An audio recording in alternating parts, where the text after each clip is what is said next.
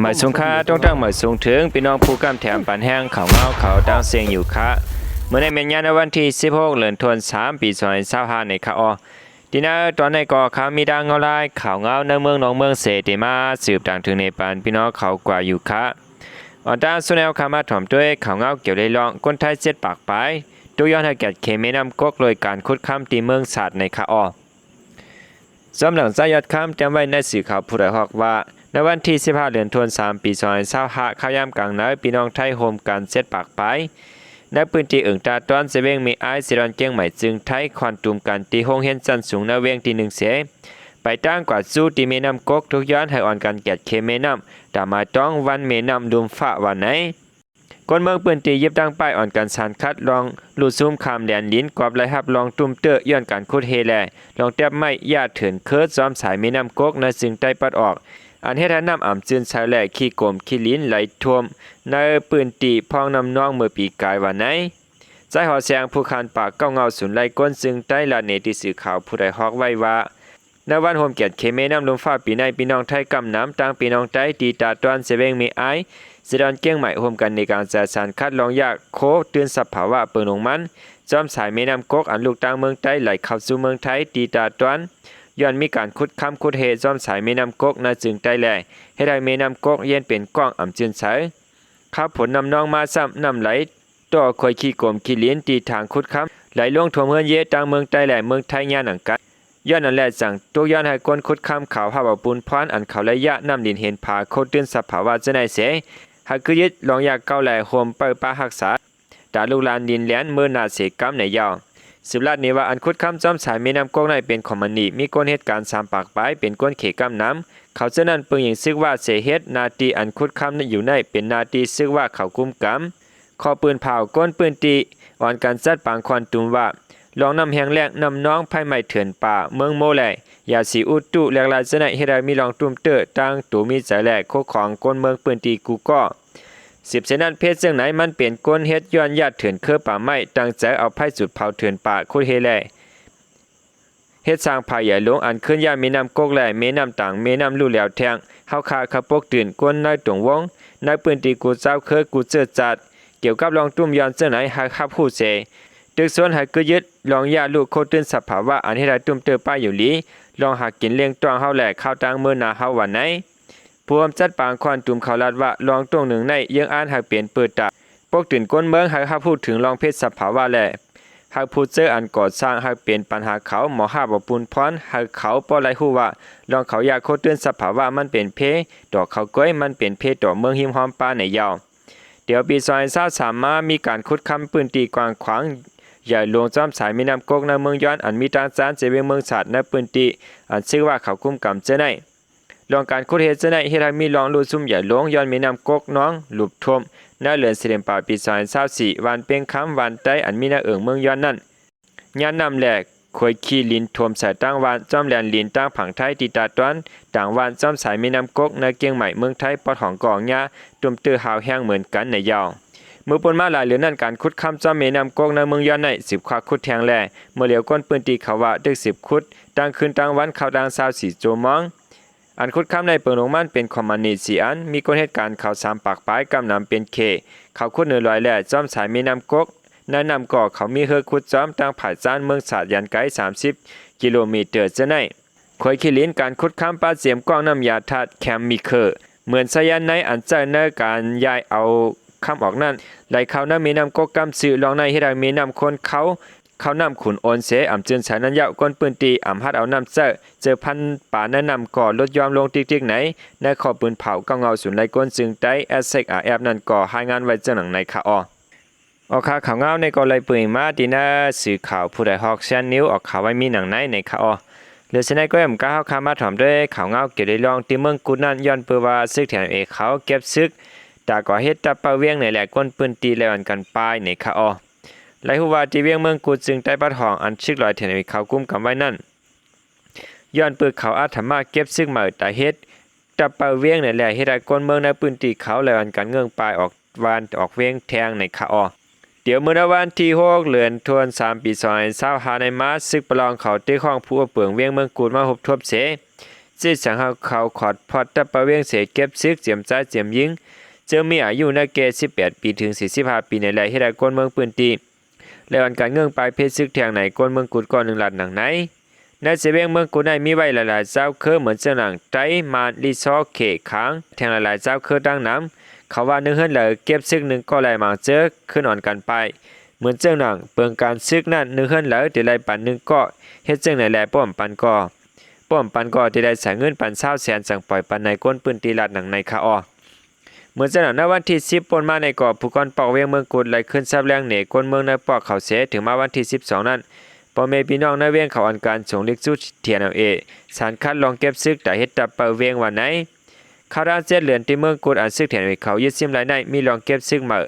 ในเวียงอ่ำเลือกยิงใจเจ้าเคอรีโซแลกอ่ำเลือกเจ้าเคอเสส่วนปันการซื้อยาวขอดพอดเป็นตับกวางไว้ก้นปืนตีลาดเนเจ้าหนังในคาออ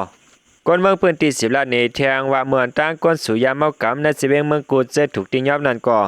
ซึกเทียนเขาเก็บออกกว่าไว้เสและส่งกว่าตีปางเศร้าเทียนเขาเตียนเขาจู้ซึ่งมานั้นยาวเขาปันปางสอนป้าเขาออกก้นอันสุยาเจ้านั้นวันไหนก้นเตียนยาเมากับนาเวียงเมืองกุดอันออกกว่าแหล่มนเชิญในข้าวยามกลางคำกลางขึ้นนั่นก่อเทียนเขาติ้งยาวออกกว่านายยังก้นปืนตี10 ล้านว่าเมื่อเตมันเตก็เลยยินว่าเทียนเขาตีปันปางสอนการซึกก้นเมืองปืนตีแต่จุ่มซึกก้นเมือง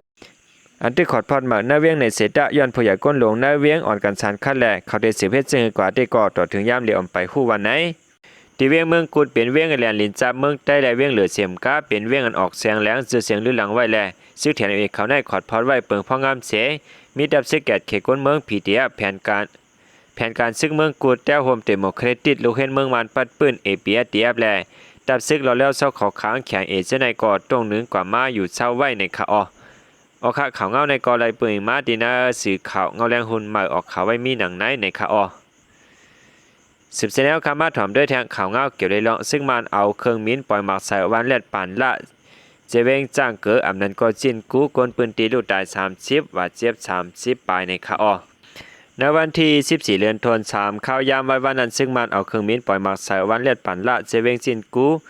เตืองเวียงเหลือเชกลปืนตีลูกตาย30ก็มาเจ็บตั้งนำในคาอมือข้าวยาม3 โมงปลาย17มันเน้นนั่นซึ่งมันเอาเครื่องมิ้นปล่อยหมักใส่ตีเตี้ยวกาดวันเลียดปั่นล่าอันก้นคืนควันนั่นแหละก้นเมืองสังไรลูกตายบาดเจ็บนำวันไหนผู้ช่วยแถมก้นปืนตีวันเลียดปั่นล่าลาดเนติสื่อข่าววิววาจุ่มซึ่งมันเอาเครื่องบินปล่อยหมากแสนว่านั่นแม่นอยู่ค่าหมากตก2 ลูกก้นปืนตีก่อลูกตายนำค่าอันบาดเจ็บก่อนน้ำคำพองในยกใหญ่หมดค่ะป้ออ่ำออกห่างก้นยาวค่าจุ่มห่อค่าก็ถึงข้าวยาม6 ค่ำ 5 โมงปลายในจังเข้าใจเลยค่ะก้นอันบาดเจ็บเฮาย่างนั่นก่อเงาไล่ป้อหลีในค่าอันถัวเครื่องบินปล่อยมาสายในเลี้ยงฟงและอินเทอร์เน็ตก็ถูกตัดขาดไว้แล้วอยู่ที่สื่อข่าวอำจังกับสืบหาก้นปืนตีแต่หูเงาไล่ลงมาเจ็บลูกตายแจงเลี้ยงก้อยได้หันแค่พานจ้อมเหนือสื่อตรงก้นต่างไว้เหนือเพชรปุกนั่นเตกอดแถวกัดและหลังเฮือนลูกก๋อยเป็นเผาในคาจงลงพื้นผีเดียเวียงหรือเขาได้ลาดว่าอันลูกตายย้อนหมักซึ่งมาในเป็นก้นปืนตีเสผายซึ่งมันซ้ำขึ้นเก่าเนว่าอองเตียนเขาปล่อยหมักตกนั่นเป็นตะปางเศร้าจมลงพื้นผีตีแอบเขาวันไหน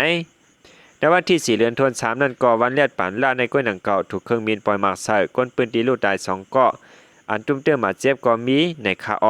ในวันที่18 เดือนธันวาคมปี2025ก็ถูกซึ่งมันเอาเครื่องบินปล่อยหมากใส่มีก้นลูกตาย1 ก็มาเจ็บ2 ก็ข่าวออกมาหนังในเซตาก็สื่อข่าวซึ่งมันได้กล่าวเนว่าเป็นข่าวปลอมข่าวพังวันไหน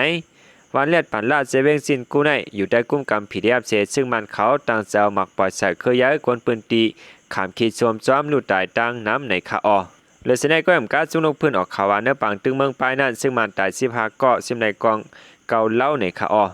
เขียนเตียบออกข่าวไว้ในวันที่15ในว่าเนื้อปังตึงเมืองปลายนั่นซึ่งมันตาย15 ก็ซิมในกองเกาเล่าในคาในวันที่14ในก็ซึ่งมันและจุงลงพื้นขึ้นเป็นปังตึกกันที่เมืองปลายเสผ่าซึ่งมันลูกตามยอม15 ก็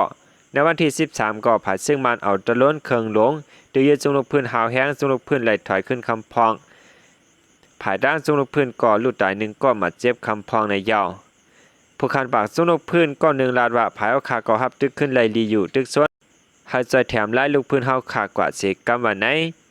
ดีในเมืองป้ายในผายซึ่งมันจะป้าหมักกว้างแลหมักแตกไฟเจอในปล่อยแลเนื้อเลือนทน3ในก้อยภายในเฮือนเยกนเมืองอ่ำย้อม15 หลังซึ่งมันตีตาบ422นั่นก็ยืมหมากลงใส่เนื้อปอกก้นเมืองอยู่เช้าอ่ำถาดแรกเครื่องบินปล่อยหมากใส่ป้าแต่ ตัดที่ไล่ขึ้นเมืองป้ายนั้นซึ่งมันเอาแห้งก้นตะล้วนแหละหลดตึกข้าวแห้งเตียจิมเมื่อเนื้อเลือนติจิมปะปีซอย24มาต่อถึงยามเหลียวปังตึกสิเป็นข้าวแห้งไว้อยู่ในคาออในก็เป็นเงาลายข่าวเงาปังตึกตีนาเมืองป้ายเมืองยางแหลงในคาออหรือสิในก้มก็เข้าคามาถอมด้วยแทงข่าวเงาลองคืบหน้าเกี่ยวเลยตะปางเศร้าของสีซึ่งมันอันมิติแลนลินจาเมืองไทยแลเมืองโฮมตุเมียนมานั่นภายด้านแขนเขาตึกซิมไหลเสในบางตึกนั้นซึ่งมันลูกตาย12ก้อแลไปเข้ามาผังเมืองไทย11ก้อนในข่าวข่าวเงาในตีกอมือว่าก็เฮาคายามต่างถึงในปันพี่น้องเขากว่าเย้ากำหนึ่งขนอก้อยกาอำไปไล่หู้จ้อมหัวยอยย่ำมันข่าวภายด้านแขนอยู่ออกข่าวเป็นตั้งการในวันที่15ในว่าปังตึกซิมตะปางเศร้าของสีซึ่งมันปลุตัวนั่นซึ่งมันลูกตาย12ก้อแลซึ่งมันอันขึ้นเหลือนั่นไปเข้ามาผังเมืองไทยในข่าวในวันที่14นั่นแคนอยู่แคนเอาร่วมกันตั้งสู้รบเพื่อนหลายๆจุ่มเสกเข้าตึกเสียมาตะปางเศร้าของสีซึ่งมันตับขระยะ31อันมีไว้ดีป้าย1248ปโลโตอันอยู่ไว้ในเซเว่นหลังป้ายนั่นเสในปังตึกเสไนภายด้านซึ่งมันเขาตาย12ก็แลไปเข้ามาผังเมืองไทย11ก็ในคาอซึ่งมันอันไปเข้ามาในเมืองไทย11ก็นั้นค่ะเนาะตัด3ก็ในไล่เติมมาเจ็บดีกว่าโคเสเขาเอาเข้ามาในเมืองไทยในเต็มมีเหมือนจะหนังเครื่องยิบกองกลาง2ล่องในคาอในปางตึกซิมตับในภายด้าน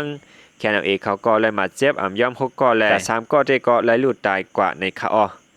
หน้าปังตึกซิมตับปองในกอซิมไหลเครื่องยิบกองกลางของสีซึ่งมันหลายๆเส้นอยู่เหมือนกันจอมหนังอันเฮาคาหันอยู่เนอแคบหางย่ำเหลียวในคา